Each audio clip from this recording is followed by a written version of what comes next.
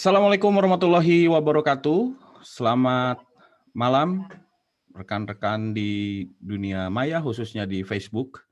Dan tadinya kita mau langsungkan siaran langsung ini juga di Instagram, ya, siaran suka-suka dan dadakan, alias tahu bulat. Dan seperti tadi sounding saya di Facebook begitu, kemudian juga di Instagram, kita akan bincang-bincang ya, meneruskan pembicaraan kemarin dan juga tadi siang ya, tentang pandemi, tentang WFH, dari sudut pandang aktivis, dari sudut pandang profesi-profesi tertentu. Dan hari ini, malam ini kita saya menghadirkan tamu ya, yang sudah bukan siapa-siapa lagi, ini teman kerja, teman bisnis begitu. Ada Mas Panji Priambudi. Assalamualaikum Mas Panji. Waalaikumsalam, Kang Isman. Ya. Oh iya, kamu yang dipanggil ya, Kak. Nggak apa-apa, menjawab salam itu kan wajib ya. Iya, wajib. Dan juga istrinya yang selalu setia menemani beliau, yaitu Mbak Ica atau Mbak Skoria Nofrisa Dewi yang biasa dipanggil Mbak Ica. Assalamualaikum Mbak Ica, selamat malam. Waalaikumsalam, selamat malam juga Kang Isman dan teman-teman yang sudah menonton. Iya. Ini sambil nunggu viewersnya banyak ya. Mudah-mudahan banyak yang nonton malam ini walaupun dadakan gitu. Ini kalau suaminya trainer, kemudian istrinya manajernya gitu, itu biasanya istilahnya itu istri jualan suami begitu. Itu benar nggak? Betul, tapi yang dijual adalah skill-nya. Nah, yang dijual bukan skill-nya ya. Yang lain. Bukan yang lain. Oke, teman-teman sekalian mungkin masih ada yang melaksanakan sholat Isya ya, karena ini barengan live-nya dengan, nggak barengan juga sih, beberapa menit setelah sholat Isya ya, setelah azan Isya. Jadi nanti bisa langsung bergabung dengan kita gitu.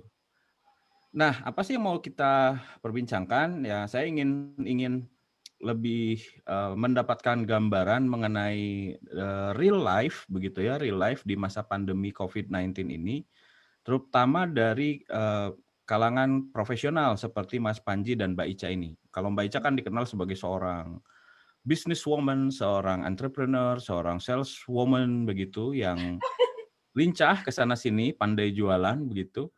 Dan yang dijualnya juga banyak banget gitu ya. Mulai dari apa aja?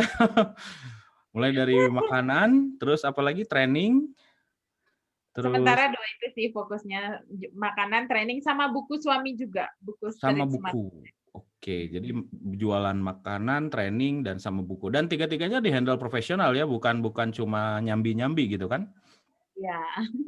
Ya, jadi ini luar biasa sekali. Saya kebayang gitu kan, sambil masak, sambil menangani pertanyaan-pertanyaan tentang training gitu.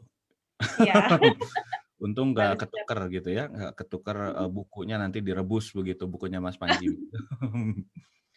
Oke, ke siapa dulu ya? Ke Mas Panji dulu deh. Mas Panji, udah hampir setahun ya kita ngalamin pandemi COVID-19, dan sejak bulan kita kerjasama tuh bulan Maret ya, kita ngadain event, kemudian mencoba menggali bareng-bareng tentang pelatihan online itu seperti apa, dan Mas Panji banyak memberikan masukan kepada para trainer tentang bagaimana kekuatan desain visual ya di dalam bisnis online, dalam training online. Mulai dari desain slide, desain promosi training online, kemudian juga sampai ke untuk di dalam ruangan Zoom-nya sendiri, Mas Panji memberikan semacam insight ya, kayak bikin poster itu bagaimana bagusnya, kemudian juga termasuk waktu itu saya masih ingat bikinin thumbnail yang menarik dari PowerPoint untuk thumbnail video-video YouTube. Ya, jadi banyak banget ternyata eksplorasi dari slide design PowerPoint ini diajarkan sama Mas Panji selama 10 bulan itu gitu. Nah, sebenarnya waktu sebelum pandemi kepikir nggak sih buat bikin yang desain yang seperti itu? Kayak misalkan buat thumbnail YouTube, untuk virtual background, untuk poster welcoming di dalam online learning gitu. Apa sempat kepikir ini nanti untuk online, ini nanti untuk offline, atau memang ya desain slide begitu-begitu aja? Ya, jadi sebelum pandemi ini ada di Indonesia, kalau untuk flyer biasanya itu memang udah kerjaan kan. Jadi kerjaan itu bikin flyer, bikin media promosi intinya untuk kelas training offline. Dan ketika udah mulai pandemi kan offline udah mulai dibatasi ya. Nah dari situ udah mulai riset ya kira-kira kebutuhan orang itu apa nih. Oh ternyata kebutuhan orang lebih ke mereka mau bikin flyer untuk kelas online-nya, kemudian untuk bikin virtual background ya kan biar nanti profesional, bahkan sampai ke bikin sertifikatnya kan. Karena banyak Oke, orang kan ya. bingung ya, kan sertifikatnya kayak gimana, apakah harus hire desainer misalnya.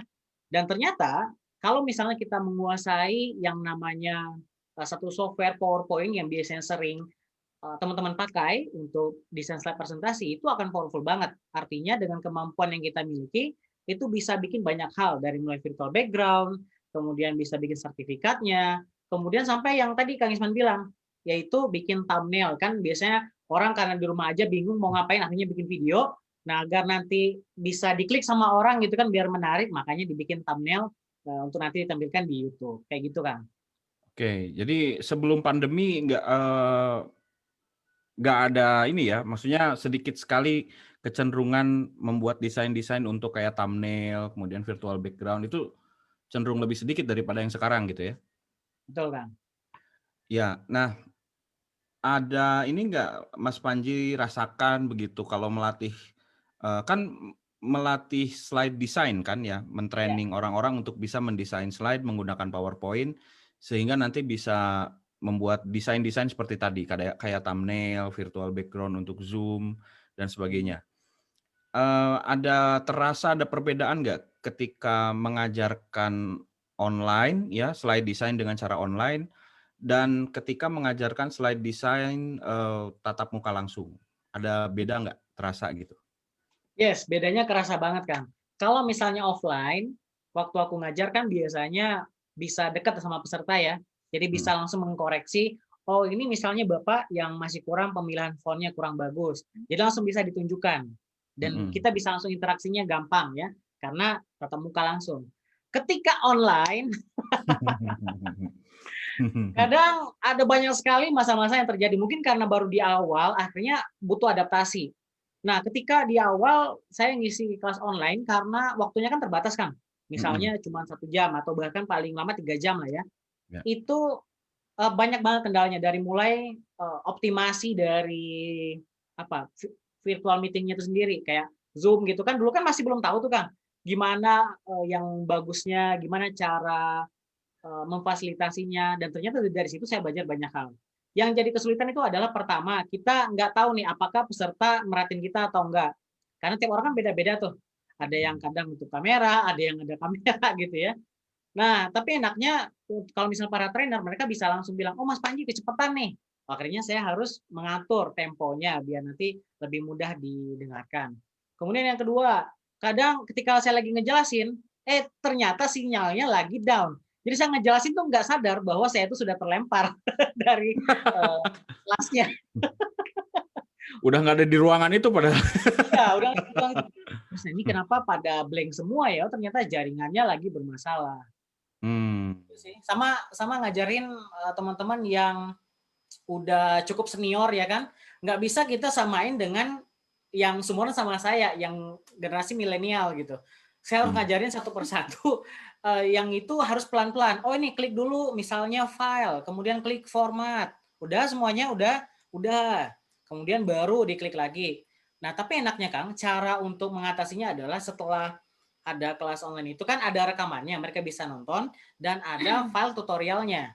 Entah itu misalnya oke, dalam bentuk PDF ataupun nanti bentuknya video. Jadi itu salah satu yang bisa membantu agar teman-teman iya, yang ikut kelas online itu tetap bisa dapat skill-nya. Jadi nggak mmm, hanya tahu tapi bisa mengaplikasikan apa yang sudah didapat di kelas. Gitu kan? iya. Jadi, sesuatu yang mungkin di kelas offline itu nggak ada, yaitu materinya bisa diulang gitu ya, Iya, dengan video dan rekaman tadi itu. Karena segala sesuatunya terrekam dengan baik, di Zoom begitu. Jadi kalau misalkan ada hal-hal yang kelewat atau misalnya ada hal yang kurang dimengerti bisa ngulang lagi. Ya itu salah satu cara untuk mengatasi kekurangan-kekurangan tadi ya, kayak misalkan jaringan jelek dan sebagainya, kita bisa mengulang video pembelajaran itu. Nah, Betul. kalau misalnya nih dari segi sekarang dari sisi ininya, sisi non teknisnya lah gitu, non teknis materi ya. Kalau dibandingkan training offline, Mas Panji lebih suka yang mana, offline apa online? Lebih suka dalam hal apa nih? Ya dari Kalau gini, suasana batin misalnya gitu ya, dari ya feeling-nya begitu. oh iya, kalau Lalu dari pendapatan juga mungkin boleh gitu. pertama-tama feeling dulu ya, nanti pendapatan beliau ini yang ngejelasin. Ya nanti giliran pendapatan Ya. Mbak Ica yang jelasin. Jadi kalau dari perasaan pribadi memang offline itu tidak bisa tergantikan sih Kang. Energi kita bisa ketemu dengan banyak orang, kita bisa tahu masalah yang mereka hadapi seperti apa. Itu yang sedang aku rindukan gitu. Asik, Iya kan? dirindukan. Ya karena ketemu sama banyak orang itu kan apa ya, salah satu kebutuhan juga. Kita Ya, ya. ketemu, kita bisa ngajarin sesuatu kepada orang dan itu bisa bermanfaat ya. Itu yang energi ketika kita ketemu langsung dengan peserta. Kemudian kalau misalnya dari segi pendapatan tentunya jauh banget ya. Kalau yang offline itu tentunya ada budget tersendiri. Kalau dari corporate biasanya itu biasanya lebih besar dibanding yang online. Ya karena ada pertimbangan tertentu. Namun sisi positifnya Kang, karena lagi pandemi sekarang, ya mau nggak mau kan kita harus beradaptasi. Artinya seorang trainer yang terbiasa offline, ya dengan gayanya offline, dengan online itu kan pasti akan berbeda. Dia nggak bisa ngebawa gaya dia di offline misalnya yang dia banyak ngomong segala macam, tapi ketika di online dia melakukan hal yang sama. Nah itu menurutku kurang tepat ya. Artinya kita harus menyesuaikan atau kita beradaptasi dengan kalau online itu seperti apa. Dan saya itu beruntung banget waktu selama beberapa bulan kemarin bisa berkolaborasi dengan Kang Isman dan juga tim Trenindo. Saya belajar banyak dari peserta, dari trainer lainnya untuk menjadikan virtual meetingnya itu tidak hanya sekedar meeting aja, tapi ada value, ada sesuatu yang bisa dibawa pulang, apa ya? Ya dibawa pulang oleh para peserta setelah mengikuti kelas, Kang. Ya. Oke, jadi untungnya ya Mas Panji ini secara delivery materi di kelas offline pun sudah terbiasa dengan banyak aktivitas praktek begitu ya. Iya, Kang. Sehingga ketika di dalam kelas online itu tidak terlalu banyak menjelaskan juga ya. Jadi jelaskan praktek begitu aja selang-seling ya kalau nggak salah materi Mas Panji kan begitu karakteristiknya ya. Ya, Jadi betul. ini salah satu nilai plusnya gitu dari materi Mas Panji desain slide itu karena memang sudah terbiasa di offline-nya banyak praktek ya ketika menghadapi kelas online tidak terlalu ini. Cuma memang betul ya ini buat teman-teman sekalian juga ada yang harus diperhatikan ketika kita lebih cenderung delivery satu arah nih kalau kelas offline. Nah, delivery satu arah di kelas offline terus kita mau bawa di kelas online itu agak riskan ya, riskan ditinggal sama peserta maksudnya begitu ya. Betul. Karena pesertanya agak sulit dikendalikan kalau di kelas online ya. Tutup kamera taunya kemana, tutup kamera taunya kemana begitu. Ya, tapi kalau interaktif banyak praktek seperti Mas Panji, latihan-latihannya juga variatif begitu, pasti akan jauh lebih diminati lagi. Nah, sekarang kalau dari sisi pendapatan gimana nih Mbak Ica? Sebagai pihak yang bukan mengelola, apa namanya tuh? Ya, mengelola pendapatannya Mas Panji ini. Gimana tuh? Oke, kan saya masih ingat banget awal pandemi terus kantor ditutup, terus training juga pada cancel kan, itu awal-awal tuh bulan Maret, April, itu karena saya memang rutin mencatat pemasukan dan pengeluaran, pas dilihat, wih berkurang sepertiga Kang, awal-awalnya ya. Nah, cuman setelah itu menjelang akhir tahun kan, mulai banyak lagi tuh training, malah kemarin juga kita sempat ke Kalimantan juga gitu kan. Nah, itu alhamdulillah sih pas menjelang akhir tahun mah, apalagi setelah Lebaran itu training-training udah mulai rame, baik dari Trainindo juga gitu kan, dari lembaga lain juga. Jadi alhamdulillah sebetulnya kalau dari sisi pendapatan nggak berbeda jauh sih dengan masa normal dan masa pandemi. Cuman pada saat awal-awal aja kali ya, karena kan orang-orang masih pada kaget gitu waktu itu. Jadi awal-awal tuh pada di-cancel. Tapi setelah itu alhamdulillah sih lancar. Lancar, mulai normal lagi begitu ya. Ada selisih atau ada gini, kalau teman-teman kemarin yang sharing itu ya, yang curhat itu pembayaran lama katanya begitu, karena kalau menghadapi kelas online itu atau menghadapi perusahaan yang memberlakukan kelas-kelas online dan WFH itu biasanya terganggu oleh proses WFH dan WFO gitu. Ngalamin juga nggak kondisi-kondisi kayak gitu? Kayak misalkan nagih jadi 2 kali, harusnya sebulan jadi 2 bulan gitu. Ngalamin juga nggak? Alhamdulillah sih kalau kita enggak ya, lebih lancar.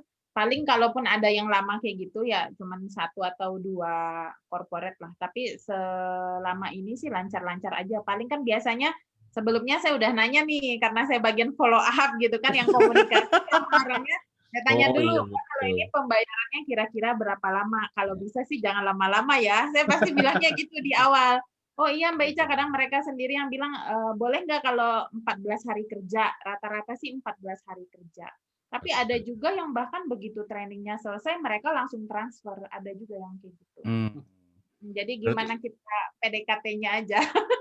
ya artinya mungkin gini ya, biasanya mereka berjalan dengan begitu aja, tidak ada yang ngingetin. Nah, ketika online ini Mbak Ica lebih proaktif ngingetin ya, mengenai masalah pembayaran. Di awal udah dibikin statement dulu gitu ya.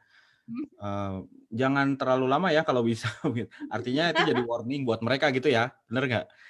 Nah ini tips buat teman-teman gitu ya, supaya nanti bisa terhindar dari dampak-dampak yang kurang baik ketika terjadi WFH begitu ya.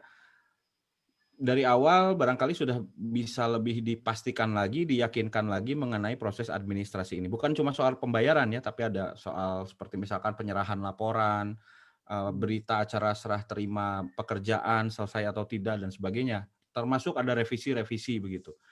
Itu juga memang di awal harus diperjelas gitu, harus dipertegas gitu. Nah, tips dari Mbak Ica ini powerful nih kayaknya ya, Mbak Ica ya. Jadi belum apa-apa, sekarang kita galak dulu. Bayarnya gimana? Emang galak emang dia. Ya, saya juga ngalamin. Jadi di awal dipastikan dulu. Emang harus begitu mungkin ya hari ini supaya banyak orang itu teringatkan, ke-remind gitu produktivitasnya, jangan abai, ada hak orang lain itu yang nggak bisa dinanti-nanti, ditunda-tunda sampai berbulan-bulan gitu kan. Emang kita harus ngingetin juga gitu. Betul nih, ini tips yang powerful. Jadi sekali lagi teman-teman sekalian nih kita harus mulai kayak klinik gitu ya, kayak klinik. Klinik. Jadi daftar, nah bayar dulu baru masuk ke ruang dokter gitu ya. Dijelasin dulu pembayarannya bagaimana, baru masuk ke ruang praktek dokter. Jadi bukan diperiksa dulu apa segala macam, baru ditagih pembayaran gitu ya. Karena kita juga harus ngerimain orang soal produktivitas selama WFH dan WFO gitu. Nah, oke, ini pasti ngomongin hal-hal yang nggak teknis aja ya, karena judulnya juga obrolan malam minggu dan dadakan juga gitu. Boleh tahu nggak selama pandemi ini udah 10 bulan, kegiatannya selain training, bisnis makanan, bisnis buku gitu, ngapain lagi tuh? Kan di rumah terus tuh ya. Ngapain Mas Panji? Aku ngapain ya? Kalau aku sendiri kan selain ngisi training, ikut training.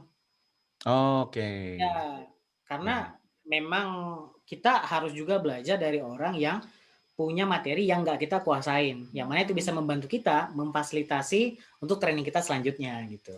Jadi Biar ikut lebih training, baik lagi ya. betul. Kemudian buka-buka lagi preferensi buku karena kan lagi di rumah kan, jadi kan daripada diem kan baca-baca buku, beli-beli buku walaupun sebagian masih belum dibaca. Karena ada promo, Kang. Jadi selama pandemi itu kan suka ada promo-promo tuh, dan ada yang aku incar bukunya. Akhirnya coba baca-baca, dan itu ternyata jadi referensi tambahan ketika ngajar gitu, bahwa ketika apa yang aku ucapkan ini ada teorinya loh, ada dasarnya loh, ini dari buku ini misalnya. Nah, terus apa lagi ya? Kalau sekarang ini bimbingan tesis. Oh iya, Mas Panji. Tesis apa disertasi? Tesis, Kang. S2, S3, S2 ya? S2, betul. S2. Oh, yang S3 itu rekannya Mas Panji. Mas Ya, Surya. betul. Saya ketukar-tukar. Oke, selama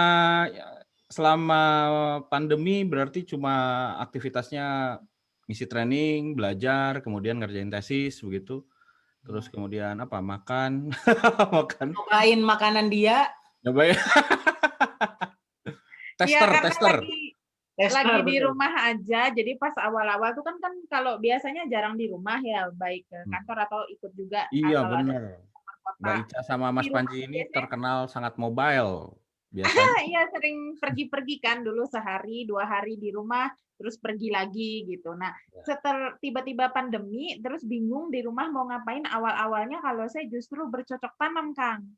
Jadi ya udah nanam sayur-sayuran di depan rumah, beneran. Jadi menanam kangkung, sawi putih, cabe, segala macem. Nah, sayur-sayuran tuh awal-awalnya. Terus lama-lama dia kesel gitu kan, kenapa sih nanam-nanam ini apa sih jadi sempit gitu si garasi depan karena nanamnya depan rumah. Akhirnya ya udah kamu mending masak-masak aja deh gitu. Jadi akhirnya ya udah kerjaannya tuh nonton video masakan, besoknya dipraktekkan gitu sih. Jadi prinsip belajarnya. Jadi sampai sekarang jadi senang masak-masak dan nggak sengaja juga sebetulnya jualan masakan itu. Hampir tiap malam video tutorial. Malamnya nonton, pagi eksekusi. Eksekusi. Besoknya jadi duit langsung ya? Iya. Iya, alhamdulillah. Produktif. Nah, tapi masih itu bercocok tanamnya masih sampai sekarang?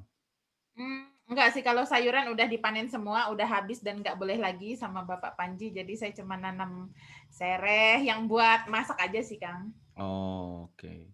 Udah berapa menu sih Mbak Ica sekarang? Kan terus-terusan tuh dulu saya sempat order beberapa menunya Mbak Ica. Cuma sekarang nggak ngikutin gitu, kurang ngikutin. Aduh, udah berapa sekarang? Sekarang nggak tahu sih ya berapa menu, ada lumayan banyak kan. Dulu waktu Kang Isman kan pernahnya nyobain mie ayam, risol, kentang Mustafa. Kentang, ya benar. Donat tuh buat istri Kang Isman kan. Donat, ya. Terus roti garlic Kang Isman belum nyoba, yang Korean garlic cheese bread itu juga best seller. Kalau sekarang apa ininya? Menu andalannya yang sekarang? Ada inovasi baru? Oh, banyak. Ada iga bakar madu. Oh, iga bakar. Itu favorit banget kalau untuk masakan. Sama daging cincang juga itu kesukaan Mas Panji. Oh, jadi ini terinspirasi dari menu-menu makanan suami begitu ya? Iya, betul. Oh, bagus. Kemana aja sih Pak pemasarannya nih? Kalau boleh tahu.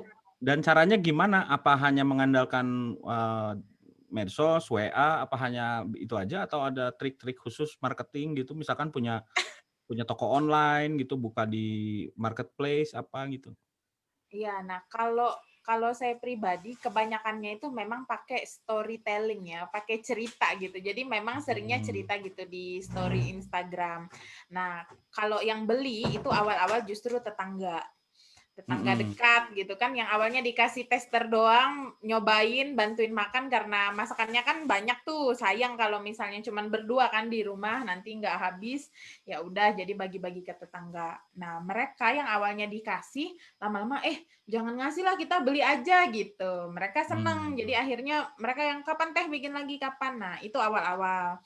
Terus akhirnya ada Instagram, bikinlah Instagram @dapurtanteica. Nah, di situ tuh lumayan banyak juga yang order. Jadi sampai ke Jakarta juga udah sering sih ngirim ke luar pulau juga pernah.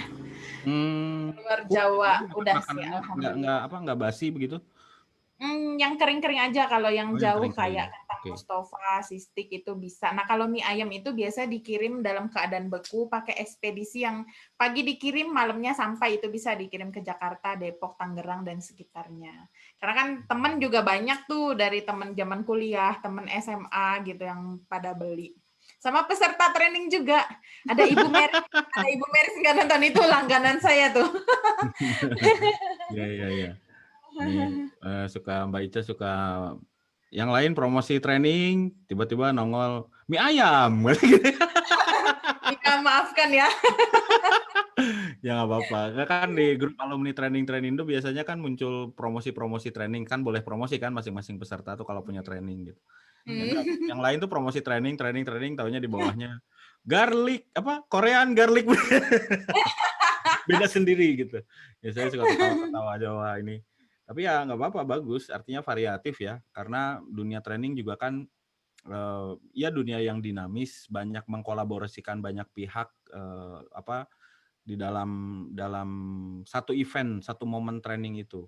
Kalau kita ingat offline training itu kan banyak banget pelaku usaha yang digabungkan di dalam satu event training, mulai dari jasa fotokopi, jasa penjilidan, fotografi, hotel, makanan, banyak banget gitu. Dan memang nature-nya bisnis training ya begitu. Jadi jangan heran kalau misalkan ada yang flyer atau penawaran makanan dan sebagainya, itu sih ya hal yang bagus gitu ya.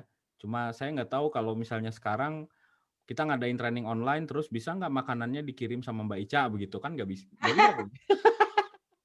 Bisa diatur sesuai anggaran aja. Jadi jam 10 coffee break, nah makanannya udah nyampe gitu, coffee break dulu. Makanannya makanan itu dari dapur Tante Ica ya? Yang protes kenapa tante katanya gitu, karena itu sebetulnya dari anak-anak kecil yang suka ke rumah, Tante Ica mau donat gitu. Oh, brandingnya jadi Tante Ica begitu ya, karena banyak yang manggil. Itu buat anak-anak sebenarnya. Oke. Jadi training, makanan, dan satu lagi buku ya. Kalau buku udah berapa ribu eksemplar yang sudah dipasarkan? Berapa ribu?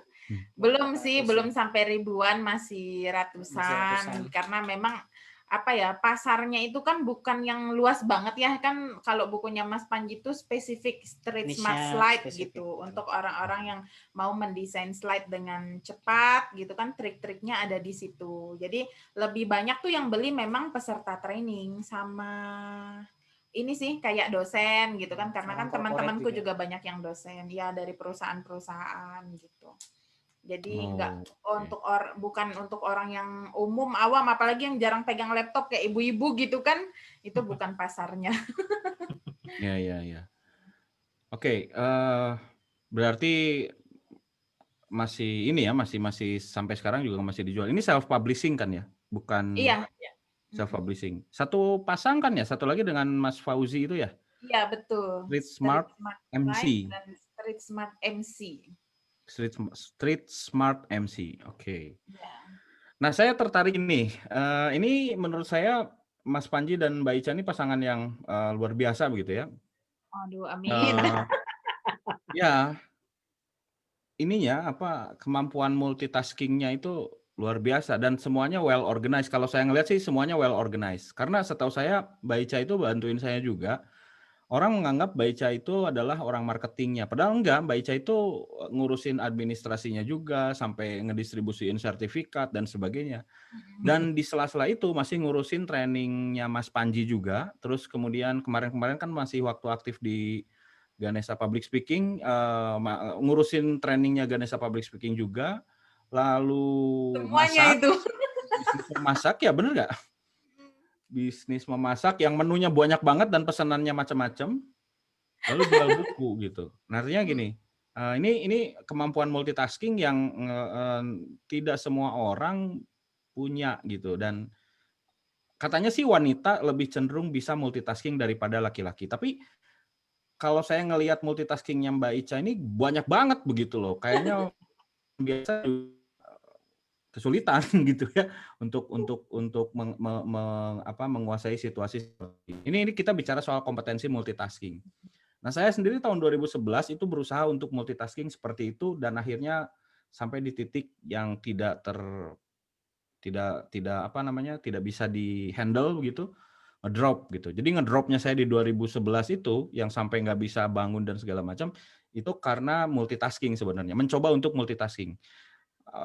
Laki-laki itu paling nggak bisa untuk karena desainnya tidak seperti itu, tidak multitask begitu, tidak untuk mengerjakan multitask. Dia harus Betul sekali. mengerjakan, sequential task gitu ya. Jadi satu beres, satu beres, satu beres gitu. Nggak bisa untuk berbagai macam hal. Nah, termasuk saya ini termasuk juga yang nggak bisa melakukan itu. Terus kalau saya ini udah fokus di satu hal, itu cenderung melupakan hal yang lain begitu. Jadi ketika saya berusaha untuk multitasking, ngedrop langsung gitu. Nah, saya pengen tahu kalian berdua nih, ya Mbak Ica dan untuk bisa mengatasi situasi seperti itu, ada dalam situasi yang butuh kompetensi multitask seperti itu emang kebiasaan yang sudah dibangun sejak dulu. Kan kalian satu kampung nih ya, bener nggak? Satu daerah, Kang. Menikah Daerah sama. satu kampung. Nah, sekalian satu daerah kan. Artinya maksudnya apa memang kebiasaan di sana begitu gitu ya? Atau memang didikan ya artinya nilai yang ada di daerah sana memang begitu, mengharuskan setiap orang itu bisa mengerjakan banyak hal dalam satu waktu begitu? Atau memang ini skill khusus yang dipelajari oleh kalian begitu ketika sudah berpasangan, kemudian skill ini terus diasah dari waktu ke waktu. Coba ceritain dong Oh, rahasianya. aku dulu ya yang cerita. Ya, boleh. Mbak Ica dulu. Jadi gini, kalau misalnya kenapa bisa sampai jualan terus banyak kegiatan kayak gitu? Yang pertama karena aku orangnya emang nggak bisa diem, Kang. Pernah beberapa hari yang lalu ya, malam-malam tuh ya, kayak meriang. Jadi waktu itu sengaja sebetulnya meliburkan diri, nggak mau masak apa-apa, nggak buka orderan apa-apa, ya udah pengen santai-santai, tidur-tiduran, main handphone, pengennya gitu. Tiba-tiba badanku terasa meriang, kayak orang mau demam. Ini kenapa ya? Aku bilang sama dia kok, aku nggak enak badan gitu. Akhirnya ke dapur, ngapain? Bikin risol, meriangnya hilang.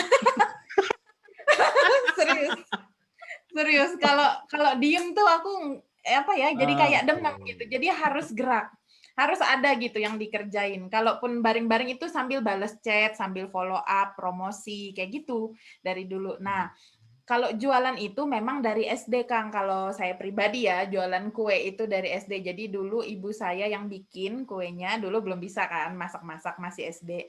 Kelas 3, kelas 4 SD gitu, itu jualan kue keliling kampung. Jadi sebelum berangkat ke sekolah, jualan dulu tuh sebagian kuenya di sekitar rumah. Ditawarin ke tetangga-tetangga. Nanti di sekolah jualan lagi, bukan dititip di kantin, tetapi jualan sendiri. Dan jualannya itu, kalau saya kan SD-nya di Belitung ya, dulu tuh tidak setiap di depan kelas tuh ada kursi panjang buat siswa gitu duduk-duduk, enggak ada. Jadi adanya tempat sampah doang di depan kelas. Jadi kue yang mau dijual itu ditaruh dulu di atas tempat sampah itu kan ada tutupnya ya. Nah, ditaruh dulu di situ.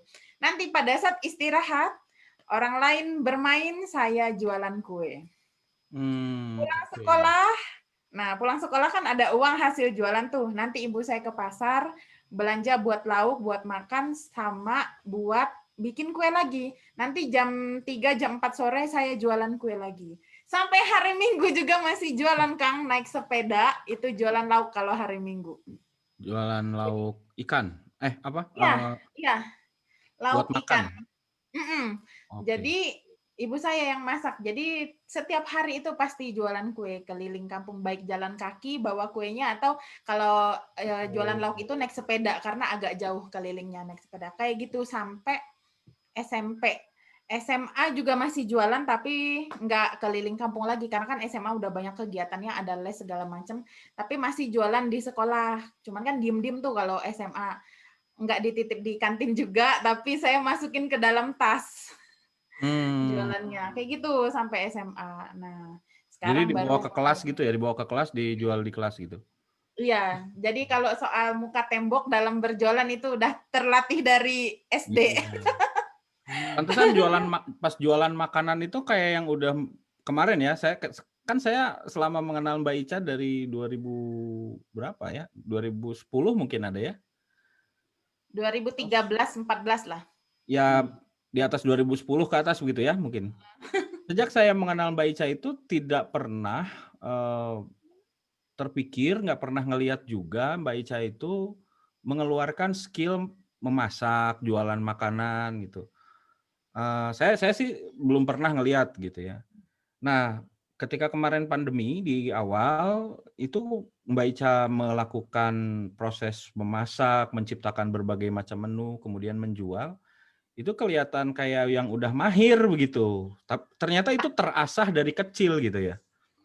Tapi kalau masaknya itu baru bisa sekarang-sekarang. Maksudnya yang varian yang dijual itu hasil belajar dari YouTube aja, nggak ada ikut kursus. Jadi nyoba-nyoba aja sendiri. Tapi untuk bisnis makanannya, jualan makanannya itu udah terasah dari kecil begitu ya, ternyata Iya, gitu sejak sekolah gitu. Oke. Ya.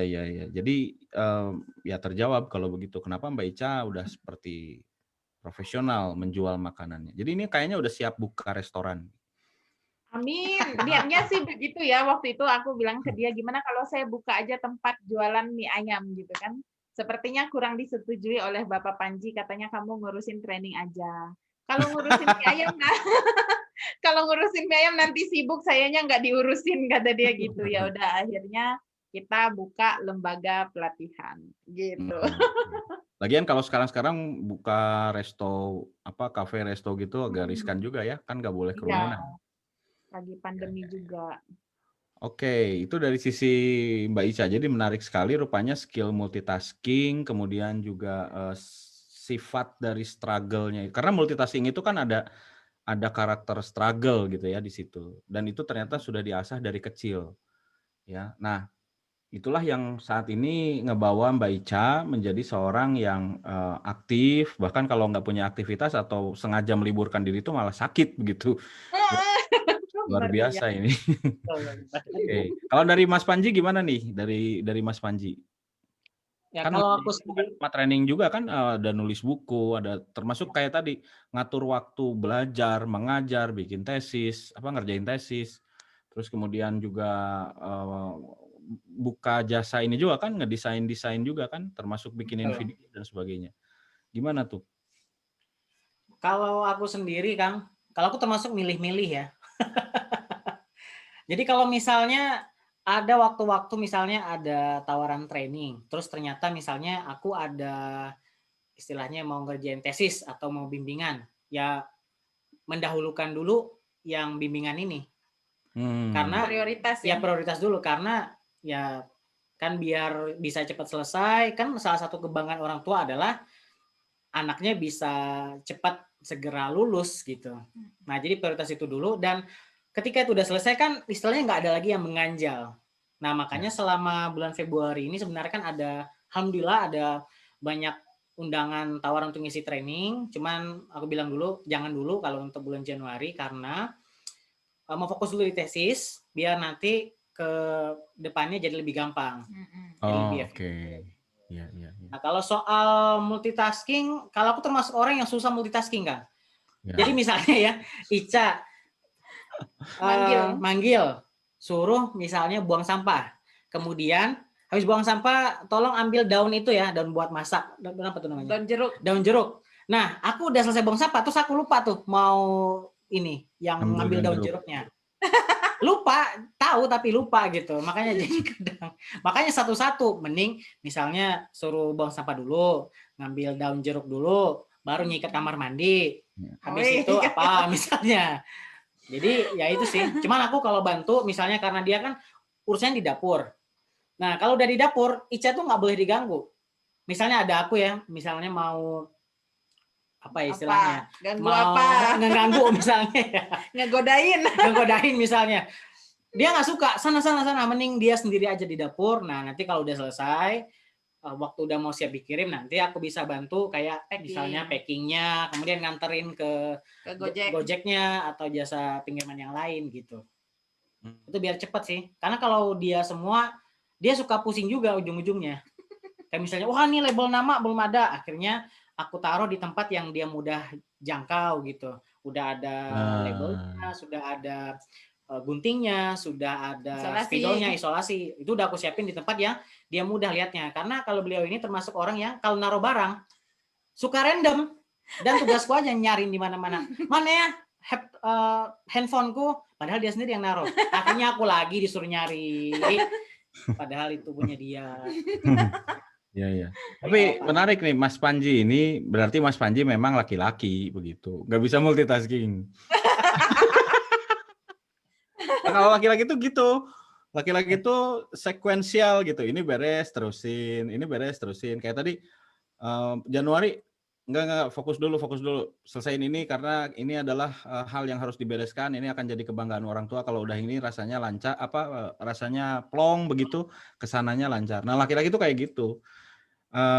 Ya cuma itu tadi sih memang yang menarik tuh dari sisi Mbak Ica begitu ya. Saya sih menilai gini, kenapa pertanyaan ini menarik dan sebenarnya dari dulu tuh udah pengen nanya sebenarnya. Mbak Ica ini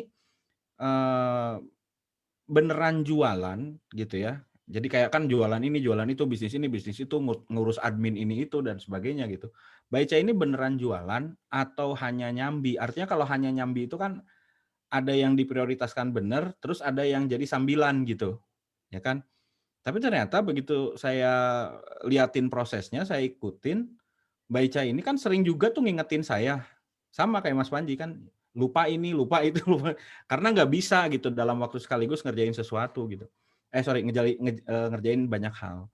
Mbak Ica ini malah sering ngingetin kayak misalkan, Kang ini sertifikat belum, Kang ini peserta nagih, ada peserta begini-begini.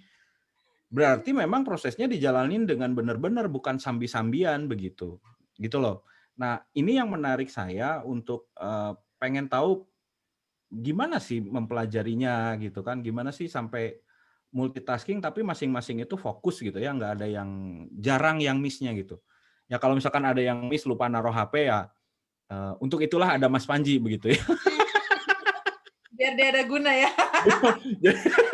Tapi untuk something big gitu ya, untuk sesuatu yang gede, sesuatu yang bernilai gitu ya, masing-masing kegiatan itu kayaknya ya masing-masing teratasi dengan baik gitu loh. Kalau yang kecil-kecil kayak lupa naruh barang itu sih wajar, kita juga semua ngalamin gitu. Itu sih kalau yang ingin saya gali lebih dalam gitu. But anyway, ada ini nggak kejadian menarik gitu ya terkait sama multitaskingnya Mbak Ica deh kalau gitu. Karena Mas Panji nggak ada multitaskingnya ternyata ya. Pernah ada kejadian menarik nggak atau yang berkesan, berbekas begitu? Misalnya ya kayak tadi, suatu hari saya lagi baca buku misalkan sambil masak, nggak sengaja bukunya masuk ke penggorengan misalnya gitu, kayak gitu. Ada nggak gitu?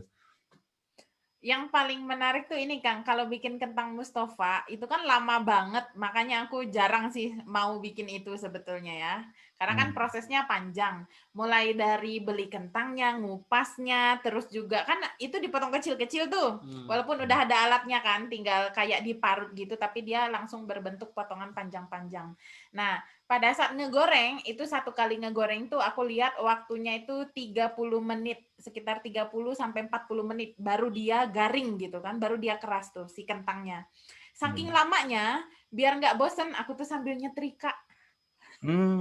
Sambil goreng kentang sambil nyetrika, biasanya gitu. Ya, nanti tugasku ngeliat ke dapur. Oh udah gosong nih. Gosong pernah, tapi nggak sering. Oh oke. Jadi sempat ini juga ya ada apa namanya?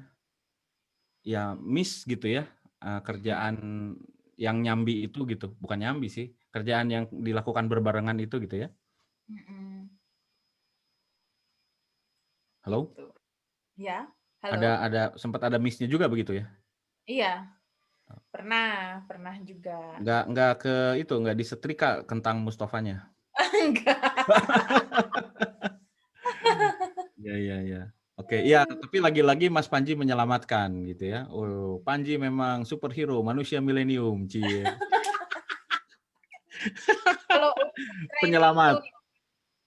Kalau urusan training sendiri, walaupun statusnya sebagai marketing gitu ya, tapi biasanya saya itu misalnya trainer ada harus keluar kota nih, sampai harus ngurusin selain komunikasi sama kliennya juga, kalau misalnya untuk urusan tiket pesawat gitu kan, terus kita sewa mobil atau pesen travel harus ke Jakarta, nanti hotelnya misalnya hotel nggak ditanggung kita sendiri nih, nyari hotelnya, ngebandingin harga, susunan kamarnya, wah semua. Jadi trainer tuh kalau kerja sama dengan saya, itu kalau keluar kota tuh tinggal berangkat, tinggal duduk, tinggal makan, tinggal tidur, tinggal ngajar gitu. Udah terima beres semua. Nanti urusan komplain-komplain ke hotel, makanannya nggak enak. Wah, itu ini nih tukang komplain di hotel. Itu hanya berlaku buat Mas Panji atau trainer yang dikelola sama Ganesha, sama Mbak Ica waktu itu. Ya kan trainernya banyak ya, ada misalkan Mas Fauzi gitu. Iya. Mas Taruna, Kebanyakan semua sama diurusin kayak gitu. Iya, tiga-tiganya. Jadi kan kalau kemarin tuh sama Mas Panji, Mas Fauzi, sama Mas Taruna, itu tiga-tiganya pokoknya tinggal ngajar aja, terima beres. Oke. Semua diurusin. Luar biasa ini. Dan masih sempet jualan makanan juga ya sambil ngurusin gitu. Entah gimana caranya. Luar biasa beneran nih teman-teman. Belum lagi ngebantuin Kang Isman kan, ngebalesin chat. Oh iya benar. Ngebagiin sertifikat. Iya. Kadang aku lagi masak ada yang nelpon. Mbak, saya mau konsultasi, boleh? Oh ya, boleh. Ya udah angkat dulu telepon. Harus nelpon. Sering kayak gitu. Ada tipe orang yang males chat gitu. Ya udah mau nelpon yang Ya. Nanya-nanya training yang active learning, yang masih zaman apa sih yang kemarin lah sebelum awal tahun ini. Oh iya, yang harganya masih 200 ribuan itu ya? Yang sekarang kan agak naik ya, itu juga ada yang nanya ke saya, wow harganya super katanya. Ya, tapi kan itu waktunya ditambah gitu kan, Ya, kita lebih tuntas gitu. Terus fasilitasnya ditambahin juga gitu. Ya, Apa-apa jadi sih, memang namanya juga edukasi ya pelan-pelan lah. Iya, jadi memang harus bisa menjawab pertanyaan-pertanyaan itu juga gitu. Jadi sambil masak gitu ya? Kadang-kadang. Luar biasa ini benar. Nah, terakhir nih, ada kesan pesan apa atau ada kesan-kesan apa, keluhan apa atau rasa ini bicaranya positif negatif ya. Apa positifnya, apa yang dirasakan secara positif, apa yang dirasakan secara negatif tentang WFH yang dilakukan selama kurang lebih 10 bulan ini. Baik itu buat Mbak Ica dan juga buat Mas Panji. Boleh siapa duluan deh, boleh. Siapa mau duluan? Ya, ladies first boleh. Waduh. Ladies first. Biarkan dia berbicara banyak. Karena nanti kalau ini nggak tuntas, sebelum tidur dia harus ngomong lagi. Oh, padahal dia suka nyuruh cerita dong gitu. Kalau aku lagi mau diem aja dia bilang cerita dong gitu. Ya. Gimana kesan-kesannya WFH nih? WFH alhamdulillah sih sekarang sudah mulai dinikmati. Walaupun memang negatifnya itu masih agak takut ya untuk keluar ketemu orang banyak, apalagi orang yang nggak dikenal gitu. Masih adalah kekhawatiran. Cuman hikmahnya itu selama pandemi alhamdulillah banyak banget. Karena kalau nggak pandemi, nggak ada dapur Tante Ica, nggak bisa bikin mie ayam dan lain-lain, karena itu semua jadi ada waktu belajar di rumah gitu kan, belajar masak di rumah, terus juga sama suami alhamdulillah jadi lebih banyak komunikasi sebagai suami istri. Karena biasanya kalaupun kita keluar kota, itu dalam rangka bekerja, jadi yang dibahas itu kebanyakannya, gimana ini peserta, udah belum, sertifikatnya udah dibikin belum, kwitansinya gimana, gitu-gitu. Jadi kebanyakan, walaupun kita suami istri, tapi kalau lagi kerja keluar kota, ya udah itu yang dibahas tuh kerjaan gitu. Kalau udah capek ya udah tidur aja. Oh yang benar. Iya benar. Itu benar. Itu sangat benar, Kang. Benar. Ya. Paham. Jadi lebih bisa saling memahami mungkin ya di antara sesama pasangan. Karena sekarang kan ada kerjaan nggak ada kerjaan ya di rumah begitu ya. Nah, betul. Terus kalau dari sisi Mas Panji sendiri bagaimana nih? WFH ini rasa negatifnya apa, rasa positifnya apa, kemudian ya kesan-kesannya bagaimana selama 10 bulan menjalani WFH gitu kurang lebih. Baik. Jadi hikmah yang aku rasain sendiri selama WFH ini berarti untuk teman-teman yang masih bekerja dari rumah, bersyukurlah karena kita masih punya pekerjaan, kita masih dipercaya oleh atasan kita, dipercaya oleh pimpinan kita, dipercaya oleh perusahaan kita untuk bisa tetap bekerja dan juga berkarya. Oke, jadi dengan segala keterbatasan WFH yang ada, misalnya kalau lagi meeting, kita ngerasa udah perih banget dari pagi sampai sore, bahkan kadang sampai malam, kadang ada banyak gangguan-gangguan, ada keluarga kita, anak kita pengen main, ada suara tukang cilok, ada suara tukang paket, misalnya.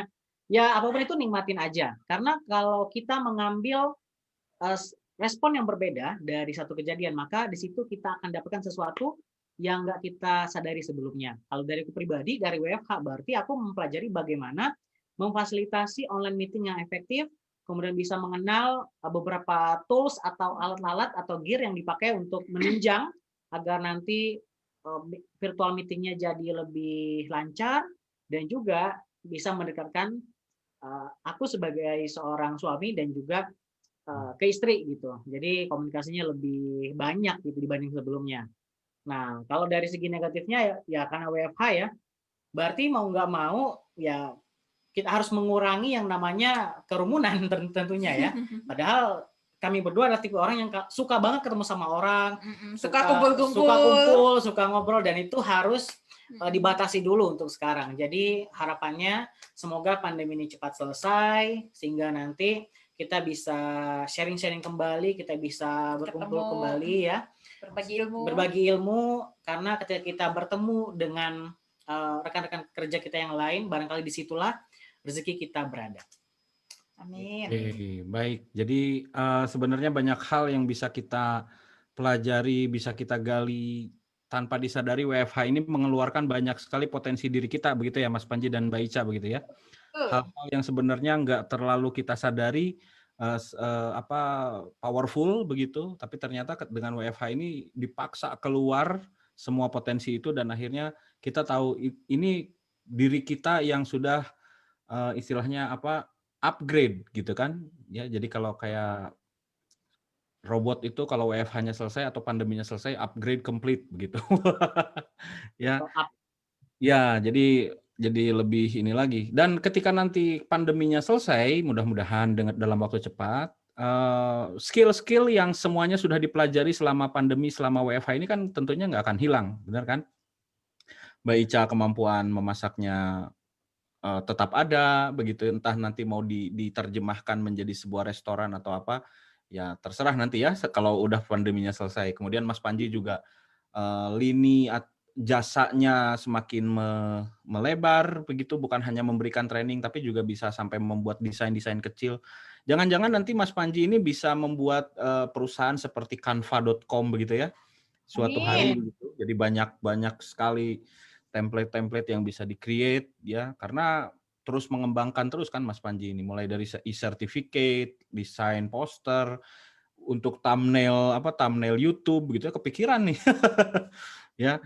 Jadi ya siapa tahu nanti banyak peluang besar ketika pandemi ini selesai karena kita mau belajar terus. Nah, satu lagi pertanyaan buat Mas Panji, tadi belum sempat clear terjawab gitu.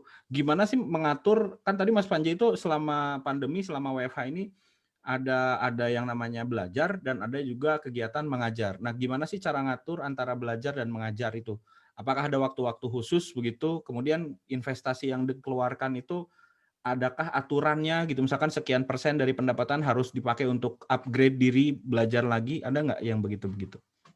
Oke, kalau alokasi waktu untuk mengajar tentunya kan memang sudah diinformasikan sebelumnya. Misalnya Mas Panji, tanggal 20 Januari misalnya, apakah sudah ada jadwal?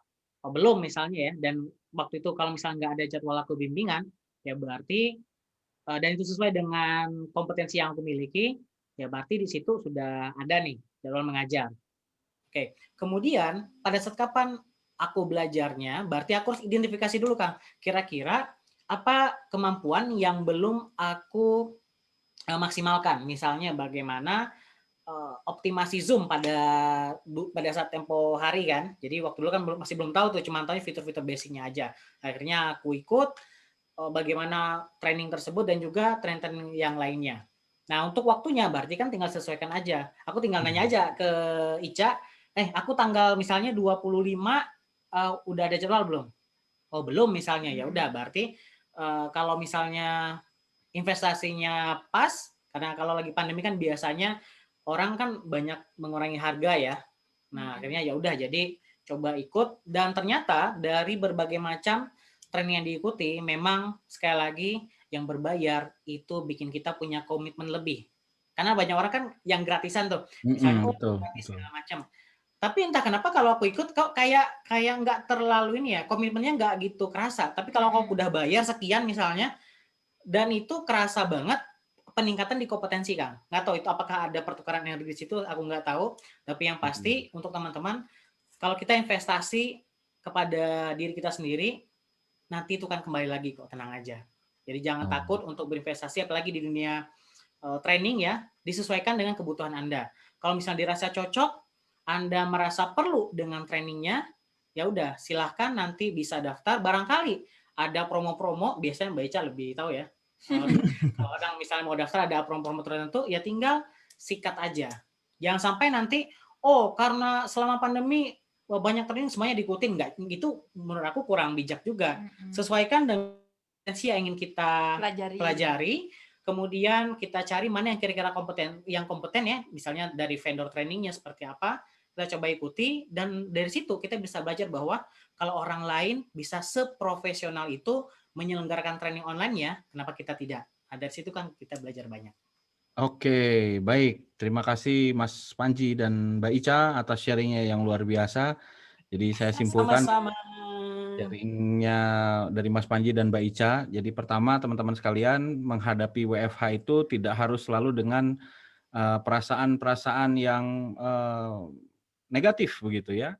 Jadi mungkin di awal-awal kita bisa menyadari diri kita ini ada dalam suatu kondisi yang tidak menentu, tapi ya sudah, kalau misalkan kita sudah merasa cukup dengan ketakutan itu, merasa cukup dengan kebingungan itu, buru-buru tutup, lalu setelah itu kembali melangkah, ikuti arus yang saat ini memang sedang berjalan. Tentunya ikuti arusnya, arus yang positifnya begitu ya.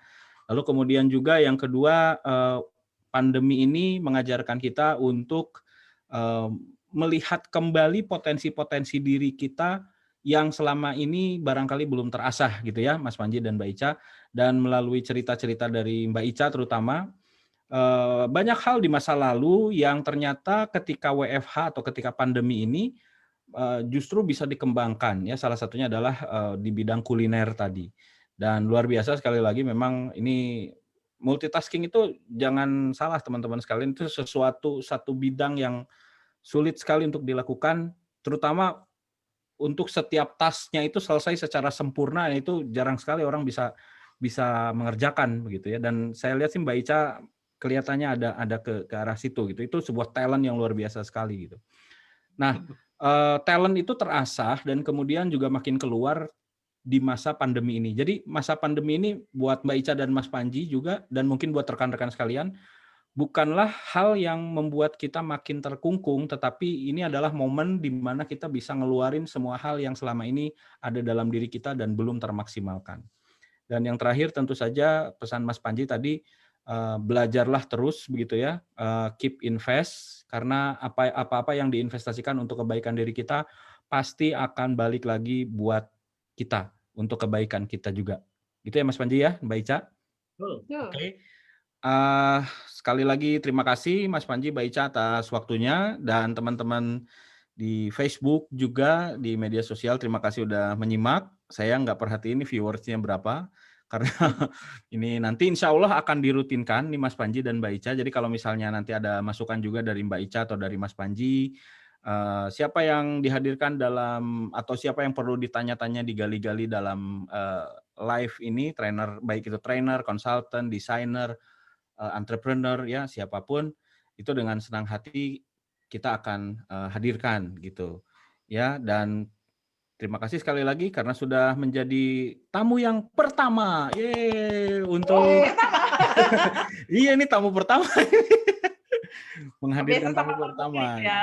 Nama Ya? acaranya Ruang. Biasanya sama Bang Muklis. Emang Bang Muklis bukan tamu?